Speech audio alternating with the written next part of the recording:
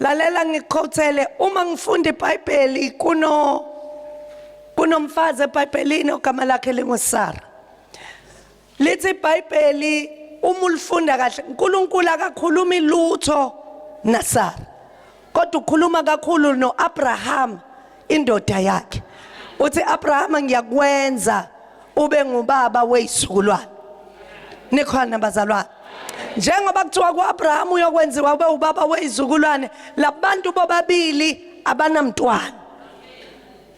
Nikhona bazalwane. But uNkulunkulu ngoba ubesekhulumile wathi uyomenza be ubaba wezizukulwane. NaSara bekubiza ukuthi noma kungashiwongo kuye. Kodwa enze njani akhona. Kunezinye izinto ayishiwongo kuwe, ngenzeka ishiwo kunkosikazi wakho, ngenzeka ishiwo kumyeni wakho, ngenzeka ishiwe ebantwaneni bakho. Kodwa ekugcineni uma ukholelwa sizokwenza njani? Sizokwenze. Nekhona bazalwane. Uma iminyaka ihamba ayibonakali lezizukulwane lezi uNkulunkulu kanjani akhulume ngazo ayithembisile. Uyagcina ke uSara uthi kuAbraham ngena kulesiqilakazi uHagar. Kungenzeka uNkulunkulu bengasho ukuthi yimi engiyokuzalela indlalifa. Nikhona bazalwane. Now bayasuka esithembisweni nasemazwini kabani kaNkulunkulu. Kodwa bazenzela ezabo izaba enibazenza phezu kwesithembiso eNkulunkulu asenzile. Nikhona bazalwane. Ngizama ukuthi kuwe uNkulunkulu ngeke umenzele into uma yena athi uzokwenzela into uzokwenzela. Noma ngathatha 10 years okusalayo ukuthi uzokwenza njani uzokwenzela. Ngoba yakhe imizamo ihambe bese yenze njani iyaphela. Eyakhe imizamo ihambe yenze njani ixabanise nabantu. Eyakhe imizamo ihambe ikwenza ungasamukeleke ebantwini. Kanti ngabe ubambe izwi likaNkulunkulu wasuyamlinda ezwini lakhe. Ilapho uzobona khona ukuthi uNkulunkulu unjani uthembekile. Uma sezenzele eyakhe imizamo lithi iBhayibheli ngempela Hagar wakhulelwa. Wathola indodana ogama layo kwathiwa uIkhabhodi. Nikhona bazalwane. But nayiseyikhona phela le ndodana waqala ke manje umsindo. Sara nesiqilakazi abasazwani. Sekunomsindo sekuyaliwa la ekhaya. Siliswa yini ngoba sihlulekile kulinda isithembiso. Nikhona bazalwane. Sebeyalwa sekunomsindo sekuze kufika la kufanele lesiqilakazi siqoshwe nengane yaso. Nikhona bazalwane. But ngiyamthanda uNkulunkulu unomusa. Yingakho ngithi akunandaba ukuthi kuthatha isikhathi esingakanani empilweni yakho.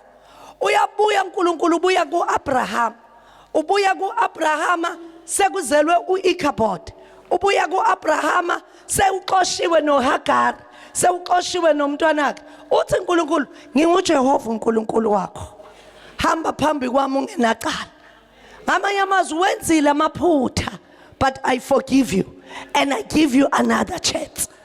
Wenzile amaphutha kodwa ngisakuthanda noma uwenzile amaphutha. Ngise uJehova uNkulunkulu wakho angakakulahli. Qhubeka wenze njani? Njengoba la kunezinye izinto thina ubheka ubone ngathi hayi ukuthi ubone ngathi ubone ukuthi hey la ngazathi ngibe namaphutha. La ngibe nobudedengu. Lana ngenzanga kahle. Lana ngishayisile. Lana khambanga kahle. But uthi uNkulunkulu angikuvuselanga inhlupheko. Angikuvuselanga ukukhala. Ngikuvusele a second chance. Grab that second chance uhambe nayo. Uthi ngoba uNkulunkulu ngivusile kusho khona ukuthi ngizophumelela. Ngoba uNkulunkulu ngivusile kusho khona ukuthi impilo isezoqhubeka iye phambili until lokho kumele kwenzeke. Kwenze njani? Kwenze. Shortly. Na umthemba uNkulunkulu namhlanje uzofika la ufuna ukufika khona. Akunandaba ukuthi uhlangabezane nezingqinamba engakanani. But na umthemba uNkulunkulu uzofika la kumele ufike khona.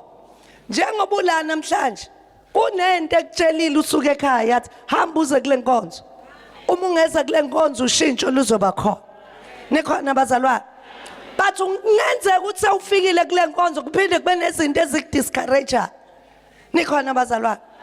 lo munye umama uthi kimi ngolesibili nangithandazela abantu enkonzweni uthi mama uba lo mfana lo umthandazela mari akawanga amadimoni akhe ayabhaca ayofika sihluphe thina ekhaya ngathi kuye mama hamba nawe ekhaya ngimthandazela uphilile nikhona abazalwane ngathi hamba wathi no mama lo muntu uyahlupha thina besilindele ukuthi nasimletha la uzokhala njengalabo esesibabone bekhala ku TV besilindele ukuthi uzoginqika njengalabo esiba hey impilo yakho ifuna umuntu okholwayo ungayifanisi neyabanye abantu ushintsho liyokwenzeka empilweni yakho ngeke lifane nolikamakhelwane ngeke lifane nolukasisi wakho lifuna wena ukholwe bese uyema kulento njani okholelwa kuyo ngathi hamba mama hamba naye ekhaya nizobuya naye ngesonto nekuba umpostoli hayi wakhala wathi umama cha